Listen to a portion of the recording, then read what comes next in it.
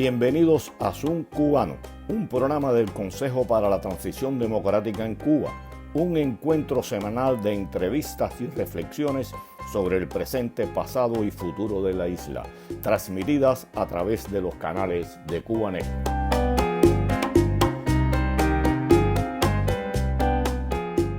Muy buenas tardes tengan todos y bienvenidos a esta nueva emisión de Zoom Cubano.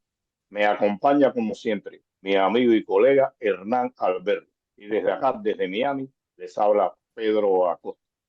¿Qué tal, Hernán? ¿Cómo estás? Hola Pedro, muy bien, ¿cómo estás tú?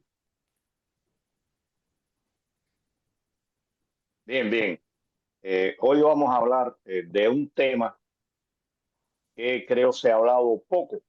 En general, creo que el mundo lo ha soslayado, y es la participación de mercenarios cubanos en la guerra de Ucrania desde la parte rusa.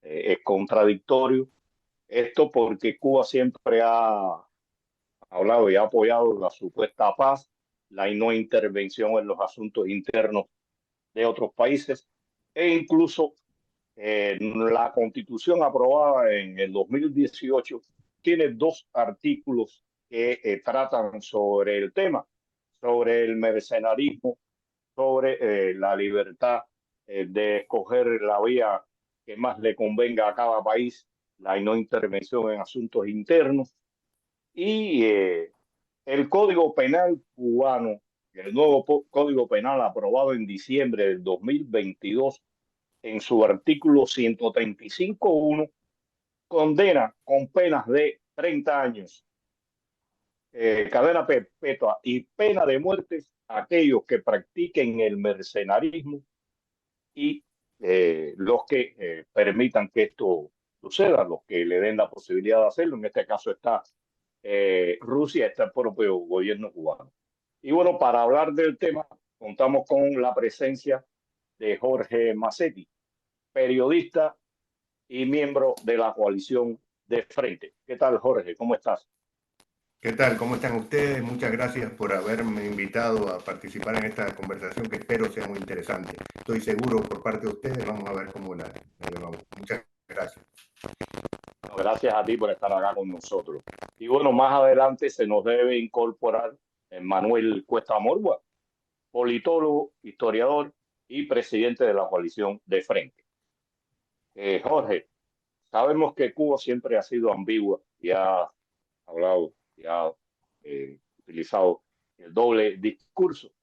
Por un lado, condena la intervención en los asuntos internos de otros países, defiende la paz, y en la práctica ha sido todo lo contrario. Recordemos que en el 1968, cuando Rusia invade, la URSS, vamos a hablar, invade Checoslovaquia, Fidel aprobó esto.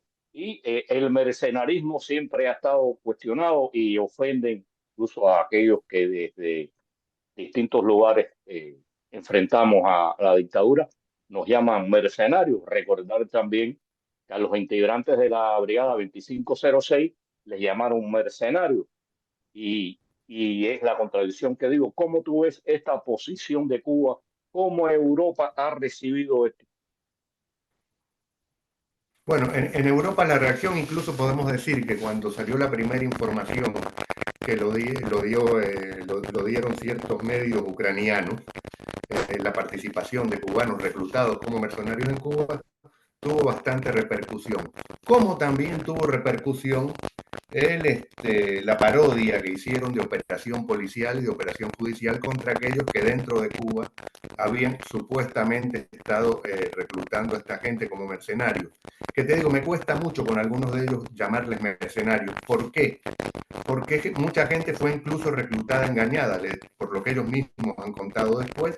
Se les decía que era para trabajar en la retaguardia o en la reconstrucción de lo que se iba destruyendo, y resulta que cuando llegaron allí, gente que sobre todo fue reclutada para escapar de la miseria de la que es responsable el gobierno cubano, bueno, se hizo esta parodia y resulta que sí, en la prensa europea tuvo una cierta repercusión.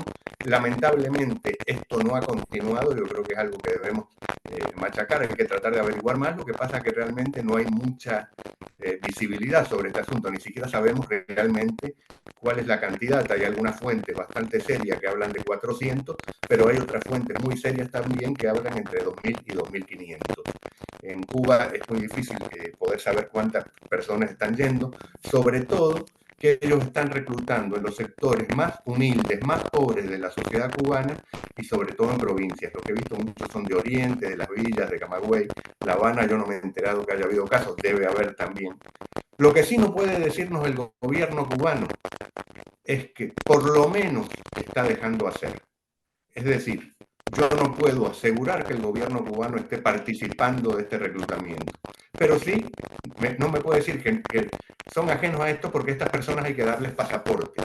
Estas personas están saliendo por Varadero y todos sabemos el control absoluto del aeropuerto de Varadero, todos sabemos el control absoluto que tiene el gobierno cubano sobre cada ciudadano cubano. Cuando se le da un documento, para qué es, para qué país va a ir, y que aparezcan la gente más pobre que no tiene ni cómo justificar cómo pagó su pasaje en el aeropuerto de Varadero embarcándose para Rusia. Bueno, realmente yo no puedo creerles que no estén al tanto, si no es que también están cobrando comisión, porque últimamente han cobrado comisión por todo.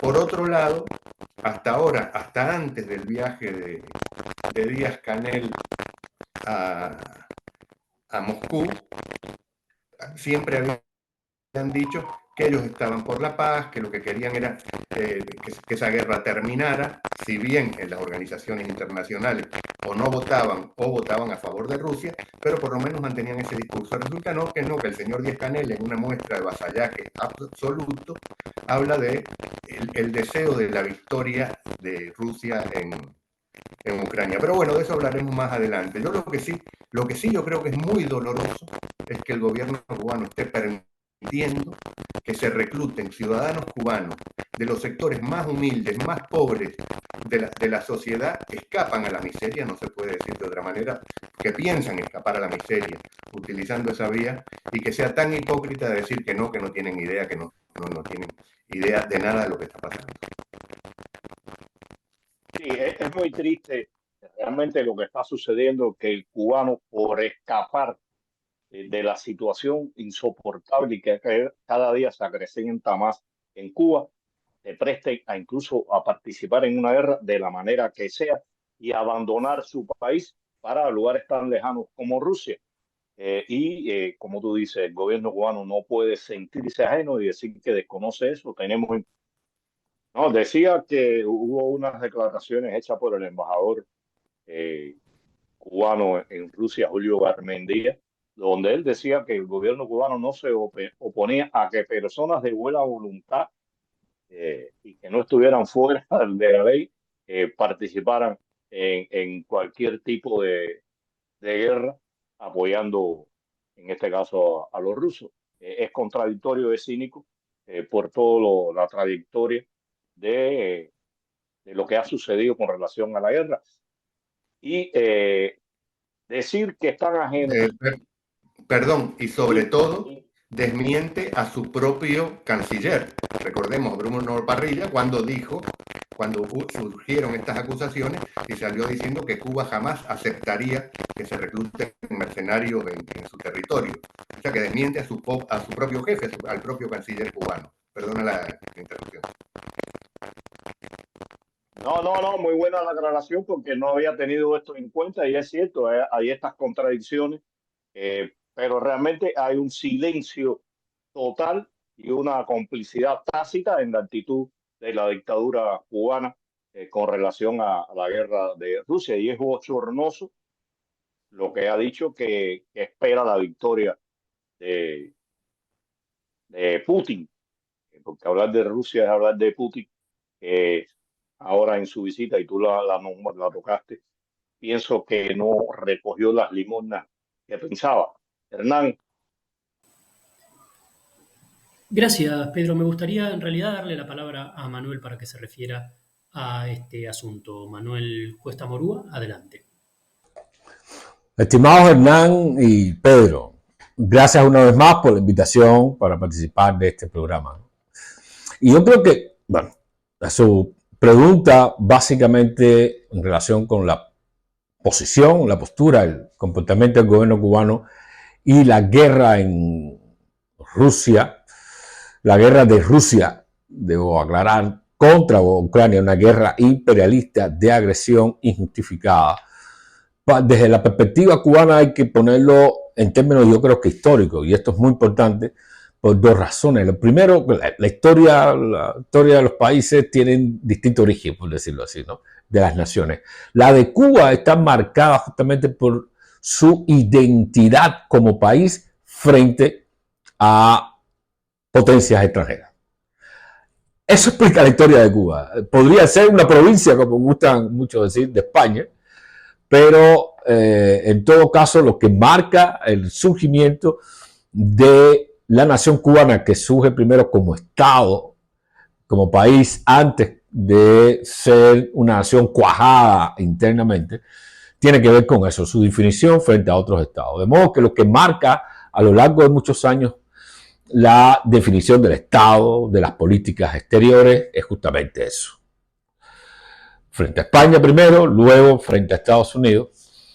Y justamente la Revolución Cubana nace como una revolución también inicialmente nacionalista. Esa es Cuba. Y eso debería traducirse en su política exterior, y así se tradujo durante muchos años. Ahí están muchísimos ejemplos. Ese contexto, ese origen y ese contexto histórico es el que define luego la política exterior de Cuba, o la posición de la política exterior de Cuba, que además está marcada por otro hecho. Nación pequeña debe defenderse más en un entramado de reglas y principios del derecho internacional que por la protección o por la potencia misma, ¿no? Porque los países grandes no tienen ese gran problema, pero los países pequeños sí tienen un serio problema si no favorecen, promueven un orden internacional de respeto a los pequeños estados. Entonces aquí hay un segundo elemento que también caracteriza la política exterior de Cuba. Y está claro que después del 59 sabemos perfectamente lo que hizo el gobierno cubano con la invasión rusa o soviética en aquel momento a Hungría, que es rusa en su origen, la invasión a Checoslovaquia, posteriormente la de Afganistán, en donde Cuba jugó un papel ambiguo, pero diríamos que inteligentemente el gobierno de aquel momento, Fidel Castro, que de algún modo estuvo del lado de los soviéticos en estas irrupciones históricas del derecho internacional que es común a Rusia, el gobierno la trató de justificar ideológicamente como una necesidad, como un mal necesario, para resumirlo en ese concepto. Es absurdo entonces lo que estamos viendo ahora con el apoyo ya explícito del gobierno del presidente designado Miguel Díaz-Canel a Rusia. Afortunadamente es un presidente designado, no refleja la voluntad del país, y esto es un dato interesante. De modo que no se justifica en la historia, no se justifica por la historia la invasión y el apoyo que le está dando Cuba a la guerra imperialista de Rusia en Ucrania. No se justifica por nuestra historia. Y ese contexto es el que nos llama poderosamente la atención. La Constitución del 76. Aquí respondo a la otra pregunta. Yo creo que es fundamental entender esto. La Constitución del 76 le agradece a la Unión Soviética la existencia del Estado cubano. Eso saben que fue criticado durante mucho tiempo, hasta que en alguna buena fecha, oportunistamente, el gobierno cubano, en la reforma del 92, quita de la Constitución del preámbulo, que era donde estaba, ese agradecimiento a una potencia extranjera por la existencia del Estado, lo saca de ahí, porque bueno, era una humillación histórica, pero reflejaba un dato interesante, y era que la existencia misma independiente de una nación y el derecho, por lo tanto, a su existencia estaba garantizado por el apoyo de una potencia extranjera. Eso decía la Constitución del 76. Y se reflejó entonces en todo su articulado en lo que correspondía a la posición internacional de Cuba. Condena del mercenarismo, del imperialismo, de todo intento de romper el orden internacional, quebrarlo, de violentar la integridad de los estados y las naciones. Decía eso la Constitución de 76, de modo que la tradición legal constitucional de jurisprudencia de Cuba va marcada por eso. Y así está recogido en esta Constitución, que la ven muy deteriorada justamente porque la uso bastante. En los artículos 12 y luego en el artículo 16 está claro. Entonces, y para que no me vayan a acusar de, como intentaron hacerlo en alguna ocasión, de que yo quería quebrar el orden internacional y toda esa tontería, y para que no me vayan a acusar ahora de que estoy tratando de minar y atentar el orden constitucional, me voy a detener en leer lo que dice el artículo 12 de la Constitución cubana en relación con todo lo que está pasando y el apoyo que le está dando Cuba, el gobierno cubano, el presidente designado de Cuba a la invasión imperialista de Rusia. El artículo 12 dice así, brevemente: la República de Cuba repudia y considera ilegales y nulos los tratados, concesiones o pactos acordados en condiciones de desigualdad o que desconocen o disminuyen su soberanía e integridad territorial. Dice el artículo 12 de la Constitución para el Estado de Cuba, pero como un Estado reconocido entre los 193 de las Naciones Unidas, miembros de las Naciones Unidas, según la Carta de las Naciones, de la ONU, y según los tratados internacionales, este principio vale también para los demás estados. Debe considerar nulos todos los acuerdos o concesiones que se hagan en las condiciones que se describen en este artículo 12. De modo que desde la anexión de Crimea en 2014 por Rusia, Cuba debió haber estado del lado de Ucrania, no del lado de Rusia. Silencio absoluto. Aquí, de todas maneras, se condena eso. La pregunta es: ¿quién puede enjuiciar al gobierno cubano por quebrar la letra reconocida en la Constitución cubana? ¿Quién está minando el orden internacional en esta ocasión y en esta guerra injustificada de Rusia contra Ucrania? Pero bueno, la cosa no se queda ahí. El artículo 16 no lo voy a leer completo porque justamente el artículo 16 trata de abundar en una serie de incisos en relación con la condena al imperialismo, al mercenarismo, aunque el mercenarismo en esta ocasión está en el Código Penal, obviamente. En el Código Penal se reconoce justamente lo que es el mercenarismo, en las condiciones justamente en que se ejerce esta antigua y antiquísima profesión, que, como todos sabemos, es ponerse al servicio de otro Estado a través de la venta de las habilidades militares para el ejercicio de la violencia por dinero. Eso es el mercenarismo, definitivamente. Entonces, el artículo 16 dice: la República de Cuba basa las relaciones internacionales en el ejercicio de su soberanía y los principios antiimperialistas e internacionalistas en función de los intereses del pueblo y en consecuencia, y de ahí hay una serie de incisos que van del A al inciso O. Casi el abecedario completo está aquí en función de condenar lo que está pasando en Rusia. Condenar lo que está pasando en Ucrania, rectifico, justamente por la invasión, repito, imperialista de Rusia. Entonces, ¿de qué estamos hablando? ¿De qué estamos hablando cuando la Constitución cubana reconoce justamente como condenable lo que está haciendo ese Estado? Y el gobierno cubano en pleno, hasta que nos salga alguien diciendo nosotros no estamos a favor, el gobierno cubano en pleno está de alguna manera apoyando y violando la Constitución cubana. Que por cierto, los constitucionalistas saben que el orden, el número que tienen los artículos indica la importancia que debe tener para la constitución de cada estado, lo que allí en esos artículos se regula, se plantea y de alguna manera se describe como obligación para los ciudadanos o para el Estado en el caso de que se trate de alguna obligación. Y aquí estamos viendo justamente lo que estamos viendo. Entonces, miren, aquí en América Latina eso es muy común, en Cuba mucho más, aquello de que la ley para los enemigos, los privilegios para los amigos.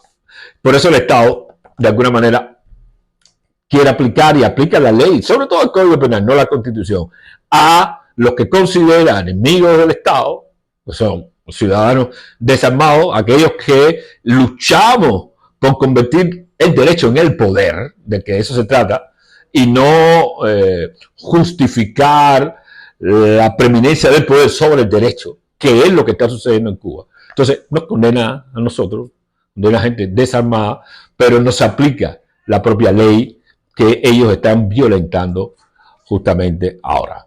Y eso es muy, pero que muy preocupante. ¿Qué está implicando para Cuba en términos de política exterior la violación por parte del gobierno de su propia constitución? Bueno, desafortunadamente no logramos, esto es un problema histórico, salir como país, como nación, como Estado, no logramos salir de la órbita de, vamos a decirlo con el lenguaje más usual, de la órbita de los imperialismos. No logramos salir.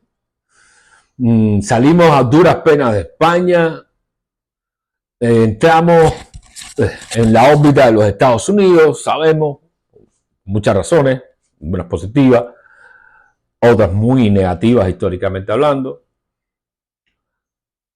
Empezamos a salir. El 1934 fue un momento importante en eso, ¿no? Cuando la enmienda Platt desaparece, afortunadamente, indicaba una conciencia social.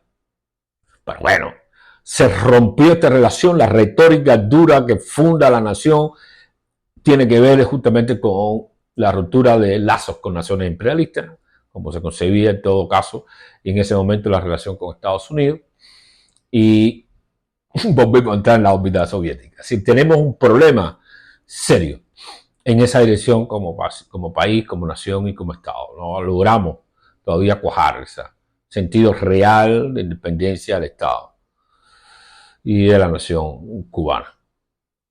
Y ahora volvemos al punto.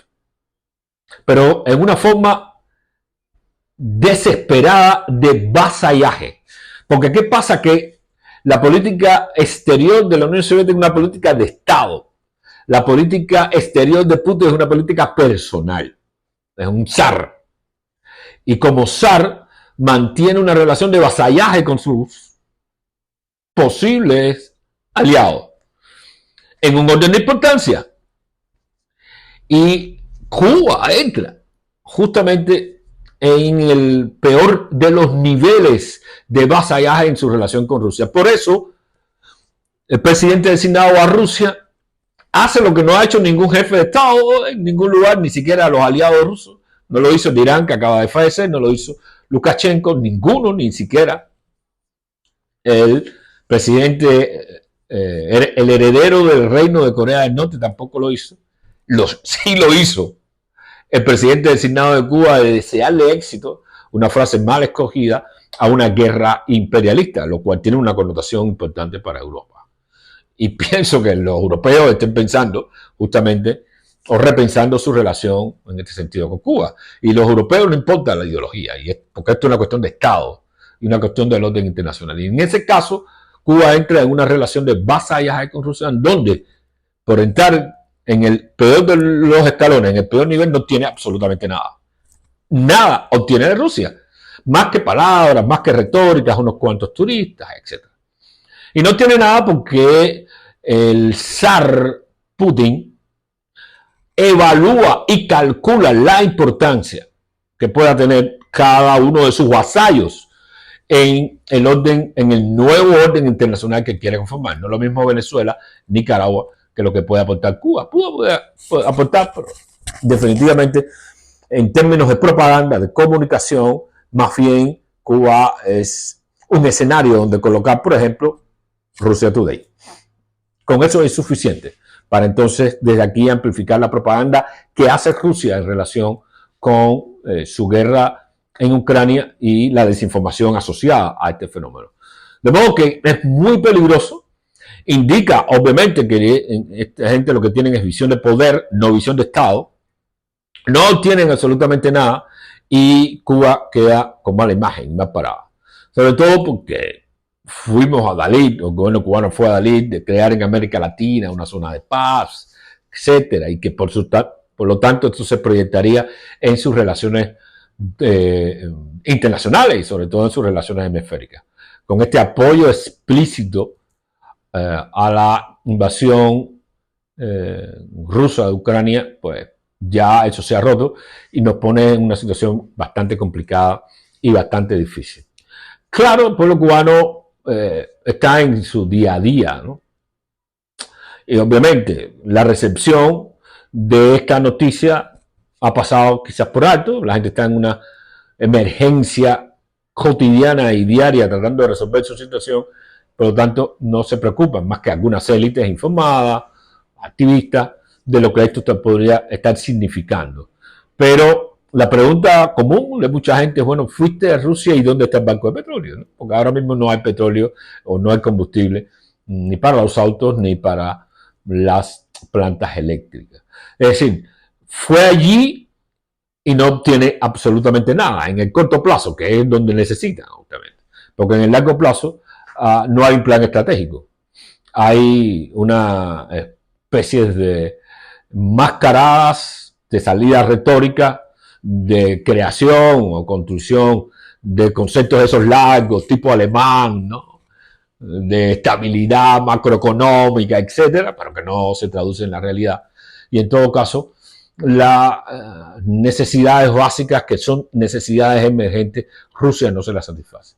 De modo que estamos en una situación bien difícil, bien precaria, y creo que desde la sociedad civil, desde la oposición, desde el Consejo para la Transición Democrática, desde la Concertación Democrática del Frente, debemos tener esta claridad por la importancia que tienen las relaciones internacionales, por la importancia que tiene redefinir cuál es el papel de Cuba en materia y en el orden internacional, que eso es clave, que siempre hacia futuro debe hacerse con una visión de Estado, no con una visión ni ideológica ni de poder, comprometida con los derechos humanos y en todo caso tratando de que la política exterior refleje la política interior, refleje los valores y los principios de la sociedad cubana. Porque eso sí, queda muy claro que este mercenarismo que debió haber sido condenado, sabemos que el gobierno cubano de ninguna manera condenó a esos 17 que detuvieron en aquel momento de que salen las denuncias de mercenarios cubanos en Ucrania, detuvieron a 17, según sabemos, hay que confirmarlo, han sido liberados, no se ha hablado más del asunto y lo que queda claro es que quienes tenían la razón eran el embajador cubano en Rusia y Miguel Díaz-Canel. Ahí estaba la alianza. Sabemos que Bruno Rodríguez en aquel momento trató de desmarcar a Cuba, quizás respetando la ley, la constitución y la tradición política histórica, pero realmente Bruno no decide. Quienes deciden son otros. Y sabemos de las ansias y de la afinidad prorrusa histórica que han tenido sectores militares dentro de Cuba, básicamente el mismo Raúl Castro. Por lo tanto, estamos en una situación difícil, en la que ahora, por una ironía perversa, en este caso de la historia, el gobierno ha tenido la posibilidad de condenar a reales mercenarios en el lugar donde calificó y juzgó como mercenarios a aquellos que solo estaban cuando la invasión de Girón por un lado, de Bahía de Cochinos por otro, trajo a Cuba a cientos de cubanos que solo estaban tratando de restablecer el orden democrático en Cuba, de la manera que sabían hacerlo y de la misma manera que llegó el gobierno cubano al poder, a través de las armas y a través de la violencia. La perversidad, la historia es perversa, juega sus ironías en algunos momentos y ahora se comprende bien que aquello fue un uso retórico del discurso político para tratar de eliminar a sus adversarios, desmoralizarlos, y no un compromiso real, de ninguna manera, con la independencia, la integridad territorial, la soberanía de los estados, como luego de alguna manera se ha venido manifestando a lo largo de otros años, ¿no? Sabemos la posición de Cuba cuando el Irak de Saddam Hussein invadió Kuwait, no lo condenó, no lo apoyó explícitamente, pero no lo condenó. Sabemos lo que pasó con la invasión rusa en Afganistán, no la apoyó, pero no la condenó cuando debía ser, según la tradición política, según la propia constitución y según la fundación de nuestra nación. Y esto es importante. Creo que el desafío que tenemos es inmenso y es también un desafío en la definición de la política exterior de Cuba. Gracias por la invitación. En realidad le quería preguntar a Jorge respecto de, bueno, lo que estaban hablando ahora, ¿no? Las repercusiones internacionales de todo esto, porque si bien mencionaba Jorge recién que tuvo repercusión mediática, digamos, ¿no? Que tuvo cobertura mediática, eh, nadie podría decir que no se sabe esto. Me llama la atención que no he visto, pero puedo estar equivocado, mucha repercusión política. Quiero decir, no ha habido expresiones por parte del Parlamento Europeo, la Unión Europea, la Comisión, eh, respecto de esta situación, que probablemente lo amerite. No sé si llegará el caso de sanciones, ni Estados Unidos, o quizás se me están perdiendo. Yo creo que sí, que va a tener y ya debe estar teniendo repercusiones. La diplomacia, y lo sabemos, no se maneja con comunicados de prensa, sino a través de encuentros y a través de respuestas diplomáticas. Yo me imagino en esta Europa que está en guerra contra la Rusia de Putin, porque realmente hay que decirlo así, hay que hablarlo claramente, dando toda la ayuda a Ucrania, está teniendo también un efecto económico negativo para Europa esta guerra, por esta guerra que desató Putin. Entonces resulta que aparecen los burócratas y los funcionarios cubanos en el exterior pidiendo ayuda y cooperación, porque por culpa del bloqueo americano ellos no tienen acceso a determinadas cosas y entonces por eso lo que hacen es pedir limosna, porque en realidad no piden más que eso. Entonces, bueno, en las cancillerías sí se está recibiendo y yo estoy seguro que esto va a tener repercusiones. A mí me llamaba francamente la atención lo mal que está jugando este señor, el presidente cubano Díaz-Canel. Si algo tenía que haber apostado, por lo menos era al silencio frente a lo que está pasando en Rusia. Muchas cancillerías latinoamericanas lo que han hecho es callarse o pedir por la paz, pero este apoyo incondicional a Rusia, como lo hizo el otro día, llegó a hacer un desfile por Quinta Avenida, ya eso raya en lo ridículo. Ese apoyo incondicional está ubicando a Cuba en un aislamiento mucho mayor del que ya tiene. Si realmente lo que quieren es ayuda a Europa, ¿cómo va a pedir ayuda a una Europa que está en guerra y que ellos apoyan a aquel que está invadiéndola? Porque invadir Ucrania es invadir Europa. Y bueno, Díaz-Canel realmente parece que hiciera todo para que la crisis económica, para que la crisis de hambre que hay en Cuba, hoy hay que decirlo, para que los apagones continúen. Porque supongamos, incluso hipotéticamente, y yo no creo que sea así y espero que así no sea, Rusia gana esa guerra. Rusia económicamente queda destrozada. Rusia no es China. Rusia en este momento no le puede dar ayuda a nadie. En su propio territorio hay hambre. Y entonces Díaz-Canel está apoyando todo a Rusia, como lo apostó Fidel Castro en su momento, pero cuando se hablaba de la Unión Soviética, internacionalismo proletario y toda esa mascarada ideológica, pero que permitía que por lo menos pudieran mandar latas de carne rusa, latas de col. En este momento Cuba, y se ha visto, que Rusia no puede mandar absolutamente nada, no solo porque está en guerra, sino que cuando esa guerra termine, Rusia va a terminar peor todavía. Entonces Díaz-Canel está apostando muy mal, está jugando muy mal, y realmente en diplomacia me sorprende. Debo decir que me sorprende, porque ya no hablo de valores, de principios, no, simplemente cómo, con qué cara, porque es lo que hacen siempre, cada vez que se reúnen con un diplomático europeo, lo que hacen es pasar el cepillo. Por favor, necesitamos ayuda para tal cosa, por favor, necesitamos... Pasan ese... Bueno, ahora ¿cómo van a hacer para pasar el cepillo si están actuando en contra de Europa también? Bueno, veremos qué pasa. Y lo que me duele, te digo de verdad, yo espero que no sea el pueblo cubano el que termine y finalmente pagando todo esto, porque Díaz-Canel sigue comiendo bien todos los días. Los que no tienen luz, los que no comen, es el pueblo cubano.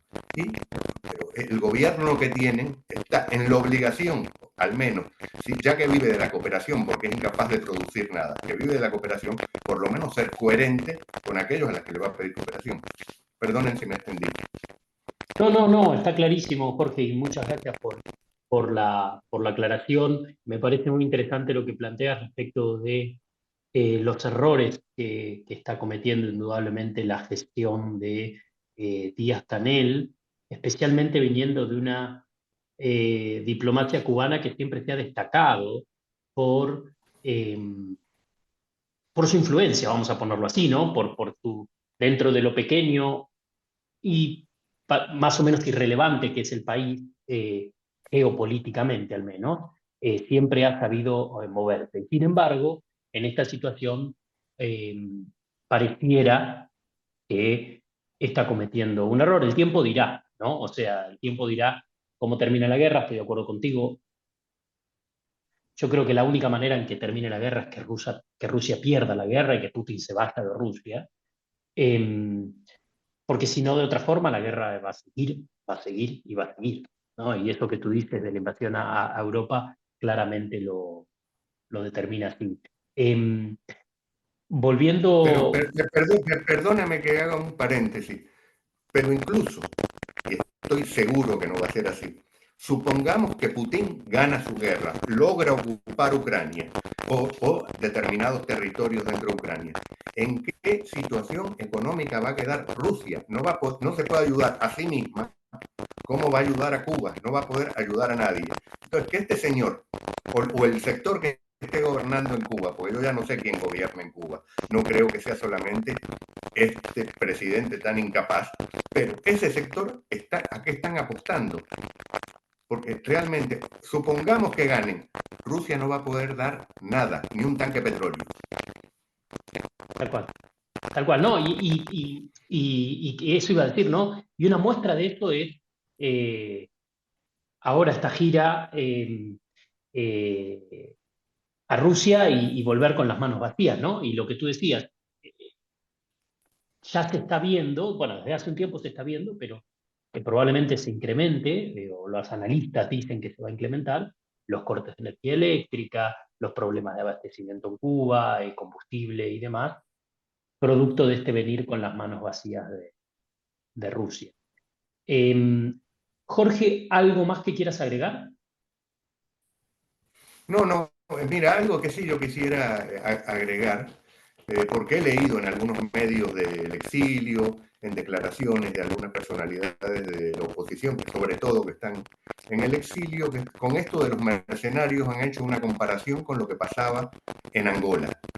Y realmente debemos decir que no tiene nada que ver. Una cosa es un Estado que le pide ayuda a otro, como fue el caso de Agostino Neto, que le pidió ayuda al gobierno cubano, donde participaron Fuerzas Armadas de Cuba. Por otro lado, Fidel Castro, que sí sabía elegir sus peleas, va en contra de un sector que está apoyado por Sudáfrica, que promueve el apartheid. Era una causa, llamémosle, justa. Y además, vi con el honor que fueron a combatir muchos cubanos a Angola y con la esperanza de terminar con el apartheid y todo. Por supuesto, yo no estoy casi seguro que esas no eran las intenciones de Fidel Castro. Él siempre utilizó ese tipo de guerras, pero sabía elegirla, tener influencia para tener mayor negociación. Por ejemplo, no podemos olvidar que el general Ochoa, que fue fusilado acusado de narcotráfico, aunque nunca le pudieron probar ninguna de esas, que tuviera participación en ninguna de esas operaciones, lo que pasó fue el que llevó la batalla de Cuito-Cuanavale, que fue la que hizo sentarse a los sudafricanos en la mesa de negociaciones, cuando el propio Fidel Castro le había dicho que por favor no ganara esa batalla porque Cuba necesitaba de la guerra en Angola. Claro, eso le permitía negociación internacional, pedir un montón. En este caso incluso podemos decir que al general Ochoa, entre otras cosas, eso le costó la vida. Si miramos a Raúl Castro después cuando le están haciendo, cuando le hacen el juicio de honor a Ochoa, dice ya desobedecía hasta las órdenes, porque Fidel Castro lo había obligado a no ganar la batalla de Cuito-Cuanavale, porque eso significaba sentarse en la mesa de negociación. Entonces, son dos comparaciones que no se pueden hacer. Y además, otra cosa que sí yo hago es, yo no le puedo quitar el honor a esos soldados cubanos que murieron y pelearon en Angola, convencidos de que estaban luchando contra el apartheid y lo lograron. Por eso prefiero que no se hagan, te digo, incluso asumiéndolo. Yo mismo en ese momento me dijeron que no, pero me ofrecí para ir a combatir en Angola. Gracias. De hecho, Pedro es una de estas personas que fue a combatir a Angola, estuvo en Angola durante un periodo. Jorge, muchas gracias por haber Y participado. además no se les puede llamar a esas personas que como Pedro o otros que fueron con mucho entusiasmo, mercenarios, no se les puede llamar así. Y por otro lado, por favor a los jóvenes cubanos que no se sumen a esta aventura, porque Rusia combate usando a los hombres como los manda al matadero, un entrenamiento básico y miles de hombres que avancen caminando y que los destrocen. Por favor, que los jóvenes cubanos no se presten a eso. Es mentira que con eso van a escapar de la miseria, que con eso van a poder ayudar a su familia. Yo creo que esto es lo que tenemos que repetir todos los días. Muchas gracias, Jorge, nuevamente, y gracias también a Manuel por haber participado en este programa. Y dejamos hecha la invitación a nuestra audiencia para el próximo programa, el sábado que viene, a las 5:30 de la tarde, hora de Miami, por los canales de Cubanet.